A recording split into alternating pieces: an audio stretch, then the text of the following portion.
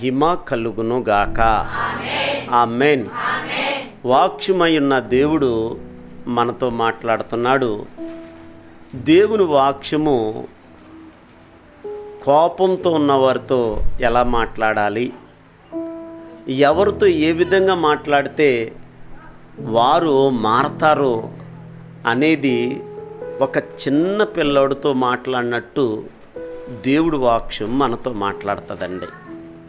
అందుకని వాక్యము చదువుతుంటే జ్ఞానము ఊరుతూ ఉంటుంది, మనకి సహనము ఊరుతుంటుంది, ఓర్పు ఊరుతుంటుంది, సహనము ఊరుతుంటుంది, కోపము చచ్చిపోతుంటుంది, పగ చచ్చిపోతుంటుంది, ఈర్ష చనిపోతుంటుంది.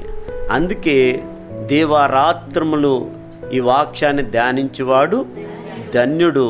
ఆకువాడక తన కాలమందు ఫలమిచ్చే చెట్టు వలె ఉంటాడంట. అందుకే ప్రతిరోజు ఆ టీవీల దగ్గర కానీ అక్కడ ఇక్కడ గడిపే కంటే సమయం దొరికినప్పుడు ప్రార్థనలో గడపండి, సమయం దొరికినప్పుడు బైబిల్ చదవండి. మీకు తెలియకుండానే మోషేకిచ్చిన ఓర్పు నా దేవుడు మీకు కూడా ఇస్తాడండి. మీకు తెలియకుండానే జరుగుతుంది అది. మీకు తెలియకుండానే మీరు ఎలా కోపడిపోతారో, మీకు తెలియకుండానే ఎలాగ కోపడిపోతారో, మీకు తెలియకుండానే అంత ఓర్పు దేవుడు మీకు ఇస్తాడు. ఎలాగ ఓర్పిస్తాడో ఇప్పుడు మనము చూద్దాం.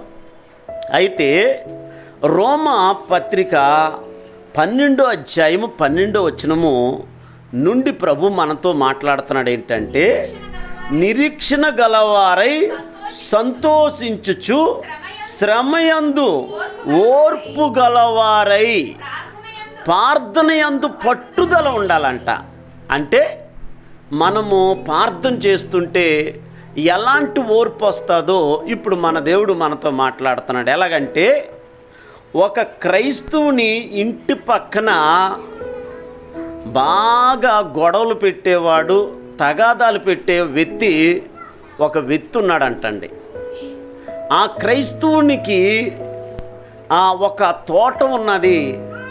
ఆ తోట ఉంటే ఆ తోటలో ఈ పక్కన గొడవలు పెట్టి కొట్లాట పెట్టి ఆ వ్యక్తికి ఒక ఆవు ఉంది.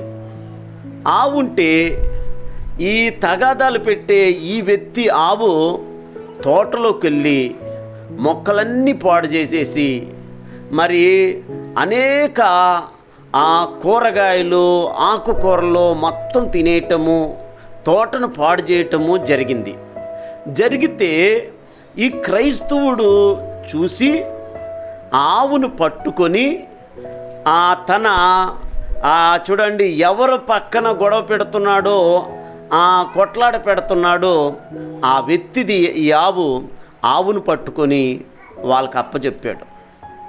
అప్పచెబితే ఆ వ్యక్తి క్రైస్తవుడు ఏమని చెప్పాడంటే, మరొక్కసారి నీ ఆవు నా తోటలోకి వస్తే అని అన్నాడు.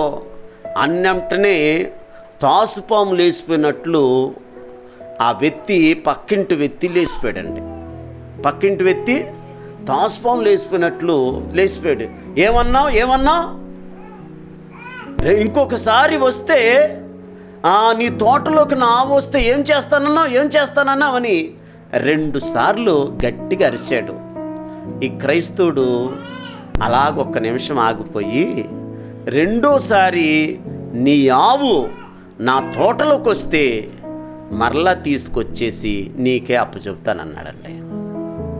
అనగానే అంత తాస్పాంలాగా బీపీ పెరిగిపోయిన ఆ వ్యక్తి సర్రమని కిందకి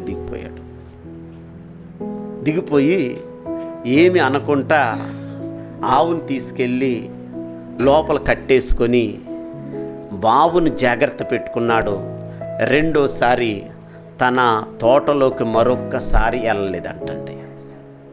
ఎందుకంటే ఇరుగు పొరుగు వారితోనూ చుట్టుపక్కల వాళ్ళతోనూ మనం గౌరవంగా ఉండాలి, సమాధానం కలిగి ఉండాలి.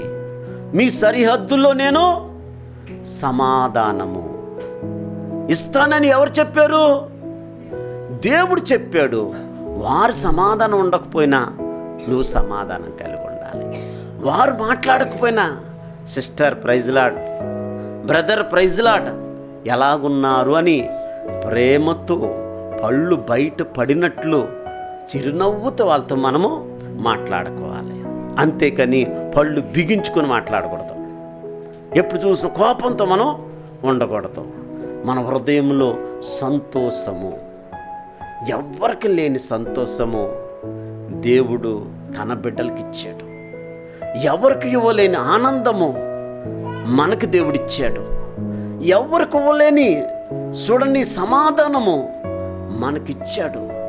ఎవరికి ఇవ్వలేని ఓర్పు మన దేవుడు మనకిచ్చాడు. రెండోది, మన పాపములు కూడా దేవుడు ఆ కలువరి శిలువలో ఆయన కార్చిన రక్తం ద్వారా మన పాపములు దేవుడు క్షమించాడు. క్షమించడమే కాదు, పరలోక భాగ్యము దేవుడు నీకిచ్చాడు. పరలోకమందున్న దేవుడు భూమిని విడిచి వెళ్ళిపోయాడు. ఇప్పుడు దేవుణ్ణి నీలో అందరికి చూపించాలి. నువ్వు ఆ దేవుణ్ణి నమ్ముకోవడం గొప్పతనం కాదు, ఆ దేవుణ్ణి అందరికి చూపించాలి నువ్వు. అది దేవుని ప్రేమ. దేవుణ్ణి నువ్వు చూపించాలి అందరికి. మోషే దేవుడు మంచితనం అంతా ఎవరు చూశారు? మోషే చూశాడు. మోషేలో మంచి గుణలక్షణాలన్నీ ప్రజలు చూశారు. ఈరోజు రోజు రోజు రోజు రోజు రోజు నువ్వు మారుతుండాలి. రోజు రోజు మార్పు చెందుతుండాలి. గుట్టకాలకు దూరంగా ఉండాలి, తాగుడుకు దూరంగా ఉండాలి, కోపానికి దూరంగా ఉండాలి. కోపం వచ్చినప్పుడు పందిని బాదినట్లు, గొడ్డును బాదినట్లు పిల్లలు మనం బాధకూడదు. మన మీద మన కోపం అంతా పిల్లల మీద చూపించేస్తారు కొందరు. అలాగే ఇప్పుడు కూడా చూపించకూడదు. దేవుడు ఊరుకోడండి. కొట్టండి, గర్దించండి. వినకపోతే కొట్టాలి. అదే పని కట్టుకుని కొట్టకూడదు. కొట్టకూడదు. నీకు ఎన్నో పనులు ఉన్నాయి బయట మనకి ఎన్నో పనులు ఉంటాయి. ఉండవండి. నీ ఆఫీస్ పనులన్నీ, నీ బయట పనులన్నీ నువ్వు బయటే విడిచిపెట్టుకొని లోపల రావాలి. నువ్వు ఎక్కడో కోపం అంతా భార్య మీద చూపిస్తారు కొందరు. ఎక్కడో కోపం అంతా భార్య మీద చూపిస్తారు, పరాకులు. అలాగా నువ్వు చూపించొద్దు. ఎక్కడో కోపం అంతా పిల్లల మీద చూపించేస్తారు, నువ్వు చూపించొద్దు. అలా చూపించుకోకూడదు మనం. ఎందుకంటే పద్దాక మనం కోపాడుతుంటే మన మీద దేవుడు కాదు ఉండేది, దెయ్యం ఉంటుంది. మన చెప్పులు ఇడిచిపెట్టుకొని మన ఇంట్లోకి ఎలాగొస్తామో అన్నీ బయట ఇడిచిపెట్టేసుకొని లోపలికి రావాలి. మంచి భర్తగా లోపల రావాలి. మంచి భార్యగా నువ్వు ఉండాలి. పిల్లల్ని మీ ఇద్దరు కలిసి తల్లిదండ్రులుగా పిల్లల్ని మనం ఏం చేయాలండి? వాళ్ళని ఆత్మీయతలో పెంచాలి. నాన్న ప్రార్థన చేసుకుందాంరా, బైబిల్ చదువు. ఈరోజు దేవుడి కృపను బట్టి ఎంతోమంది చదువుకుంటలేదురా. మీరు చదువుకుంటున్నారు, ఆ చదువులు మీకు తెలుసుకోండి అని బుద్ధి మాటలు, జ్ఞానం కలిగిన మాటలు తండ్రిగా పిల్లలకు చెప్పాలి, తల్లిగా నువ్వు చెప్పాలి. అప్పుడు వాళ్ళు మనం చెబుతుంటే వాళ్ళు నేర్చుకుంటారు. వారు నేర్చుకోవాలంటే నువ్వు చేస్తూ ఉండాలి. వాళ్ళ ముందు నువ్వు సీరియల్ చూస్తే వాళ్ళు కూడా సీరియల్ చూస్తారు. వాళ్ళ ముందు నువ్వు సినిమాలు చూస్తే వాళ్ళు కూడా సినిమాలు చూస్తారు. వాళ్ళ ముందు సిగరెట్లు తాగితే వాళ్ళు కూడా మనం ఏం చేస్తారండి? సిగరెట్లు తాగుతారు. వాళ్ళ ముందు మనం మందు తాగామంటుకో, వాళ్ళు కూడా రేపొద్దున వాళ్ళు కూడా మందు తాగుతారు. అందుకే మనం జాగ్రత్తగా ఉండాలి. వాళ్ళ ముందు మన తల్లిదండ్రులు చూడండి భార్య భర్తలు కొట్టేసుకుంటారు. రేపొద్దున మనము కొడుతున్నాం కదండి భార్యని, వాడు రేపొద్దున పెళ్ళైనాక ఆడు కొట్టేస్తుంటాడు. హల్లెలూయా. ఏంట్రా నా కోడల్ని అలా కొడుతున్నావా? రేపొద్దున నాన్న మా అమ్మని అలాగే కొట్టావు కదా, నువ్వు నేర్పించిందే కదా నాన్న, అందుకే నేను కొడుతున్నాను అంటాడు. నువ్వు ప్రేమ కలిగి ఉంటే రేపొద్దున మన పిల్లలు కూడా ప్రేమ కలిగి ఉంటారు. అందుకే ఓర్పు కలిగి ఉండాలి, నిరీక్షణ కలిగి ఉండాలి, సహనం కలిగి ఉండాలి. ఇవన్నీ దేవుని మందిరంలో సంపాదించుకునే ఆస్తి. ఇదే మనకి ఆస్తి. ఈ ఆస్తిని మనం సంపాదించుకోవాలి. ఈ ఆస్తి ఉంటేనే మనకు పరలోకం ఉందండి. ఈ ఆస్తి లేకపోతే పరలోకం ఎక్కడుంది మనకి? మన డబ్బుని సంపాదించుకొని మనకి ముక్కుల్లో ఉన్న ఎలాగండి హల్లెలూయా. మీరు ఎప్పుడన్నా చూడండి, పెళ్ళి అయ్యింది, ఇన్ని రోజులైంది, నా ముక్కుకి ఏమైనా ముక్కు పుడక పెట్టావా, చెవులకి ఏమైనా పెట్టావా? ఎవరు అడుగుతారు? భార్య అడుగుతుందా, భర్త అడుగుతాడా? భర్త కోరికలు పెద్ద పెద్దగా ఉంటాయి. బైక్ కావాలి, కారు కావాలి, అవునా కదండి?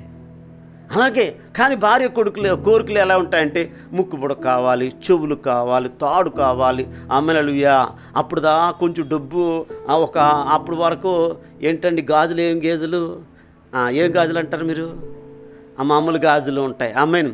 తర్వాత దేవుని స్తోత్రము, ఒకవేళ డబ్బు ఎక్కువ ఉంటే బంగారు గాజులు కూడా కుట్టించుకోవచ్చు, చేపించుకోవచ్చు. కుట్టించుకోవడం కాదు, కుట్టించుకోవడం అంటే చెవులకి ముక్కులు కుట్టించుకుంటారు. దేవుని స్తోత్రం. ఆమేన్. కానీ ఈ బంగారపు గాజులు కూడా కొనుక్కుంటారు. నేను ఎందుకంటే ఈ బంగారు గాజులు ఎప్పుడు రోజు వేసుకుంటాం మనము, ఎప్పుడు రోజు వేసుకెళ్ళాం. ఎక్కడ వేసుకెళ్తామో? ఆమేన్. ఫంక్షన్లకి వేసుకెళ్ళక ముందు బీరువాలో జాగ్రత్తగా దాచుకుంటాము. మళ్ళీ అప్పుడప్పుడు చూసుకుంటాము. హల్లెలూయా. ఇంట్లో భర్త మంచోడైతే మనకు పర్వాలేదు. ఆ భర్త కొంచెము తేడా ఉన్నాడంటే ఉంచాడా, తీసుకెళ్ళిపోయాడా అన్నట్టు ఉంటుంది. అయితే ఇప్పుడు దేవుని వాక్యం నీతో ఏమని చెబుతుందంటే, ప్రభు ఈ బంగారాన్ని మనం ఎలా సంపాదించుకుంటున్నామో, వెండిని ఎలా సంపాదించుకుంటున్నామో, డబ్బుని ఎలా సంపాదించుకుంటున్నామో, ఈ ఓర్పును నిరీక్షణను మనము అలాగ సంపాదించుకోవాలి. ఇది ఆస్తి అండి. ఈ ఆస్తి ఉంటేనే పరలోకం ఉంటుంది. మోషే నా ఇల్లంతట్లో మిక్కిలి, అబ్బా ఎవరికి ఇవ్వలేదండి ఆ కృప. ఎంత తిట్టేసినా కానీ ప్రభువా ప్రభువా వీరిని క్షమించు క్షమించు క్షమించు, ఆస్తిని సంపాదించుకున్నాడు. ఎవరండి? ఇప్పుడు ఈ ఉన్న సంఘస్థులకు ఎవరైనా ఉంటుందా? నన్ను అలా తిట్టాడు, నన్ను ఎలా తిట్టాడు. ఆమేన్. ఈ ఆరిపోయిన మాటలైతే నువ్వు మాట్లాడుతున్నావు కాదు, అలా కాదు. ఆమేన్. ఈ ఆరిపోయిన మాటలు మాట్లాడుతున్నావు. ఇంకా నువ్వు బోల్డ్ అంత ఆస్తి సంపాదించుకోవాలి. ఈ ఆస్తి అంతా ఎక్కడి నుంచి వస్తుందంటే ఉపవాస ప్రార్థనలోనే ఆస్తి మనం సంపాదించుకుంటాము. ఆమేన్.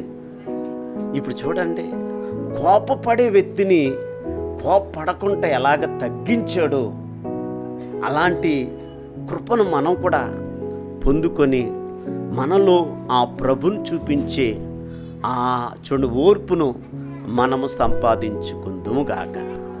మోకాళ్ళైంది ప్రార్థన చేద్దాం. ప్రభువా, మా అందరితో మీరు మాట్లాడారు. మానవ స్వరం మరుగుపరిచి దైవస్వరం మీరు మాకు వినిపించారు. అయా చక్కటి ముత్యాల్లాంటి మాటలు, రత్నాల్లాంటి మాటలు అయా మా ముందు పెట్టారయ్యా.